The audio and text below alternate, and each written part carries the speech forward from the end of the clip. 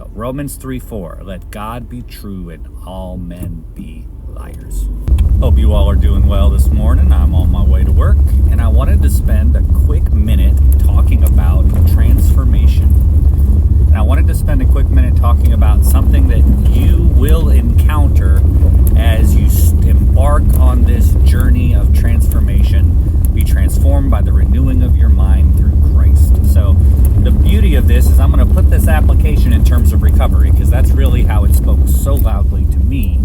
I was living in addiction for 15 years, been sober for almost 9. What I want to talk about is you will have people who will have known you in your addiction, and who you will have made promises to in your addiction, who you will have people who you love who will call you in your recovery or in your new life, that you will have to have made yourself a liar. I grew up in a home where your word was your bond. It is the most fundamentally important thing about you, was your blood and your word.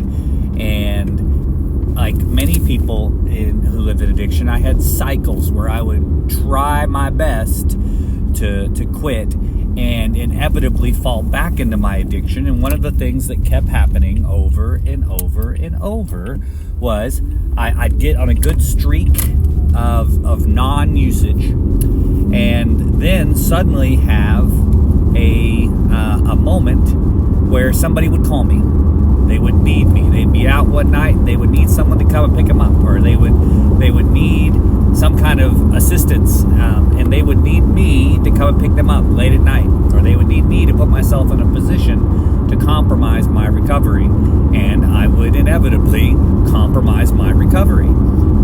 But when I would try to object, there'd usually be a statement of, well, come on, man, you promised I was here for you when, and I would be guilted into giving in and going and compromising my recovery. And as a Christian, there are times when I'm presented with people who knew me in my life, and they knew me at times in my life when I did things that were unchristian.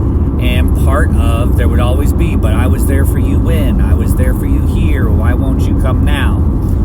And I would have to allow myself to be a liar.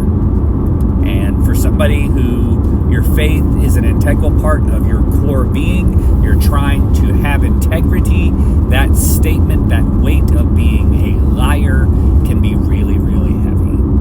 And there's a verse from Romans 3:4, and it's let God be true. In some translations, I'll probably put my favorite one. Let God be true and all men be a liar. God is the truth. His word, obedience, is the highest level of truth you have. And if you must be a liar for God to be true, absolutely fine. Because God, that truth, my recovery wound up being foundational. My relationship with Christ is foundational, and everything else around it is window dressing. Let God be true and all men be a liar. So in your relationship with God being the highest relationship you have, everything else follows suit. You have to change. And the person who made promises in the past that you can't keep, that person is a liar. You let that person be a liar, because you are now an agent of truth. You are an agent of reconciliation.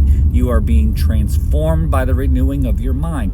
You no longer are the person you once were. The person who made those promises is not the person who's keeping those promises. So Romans 3:4, let God be true and all men be liars.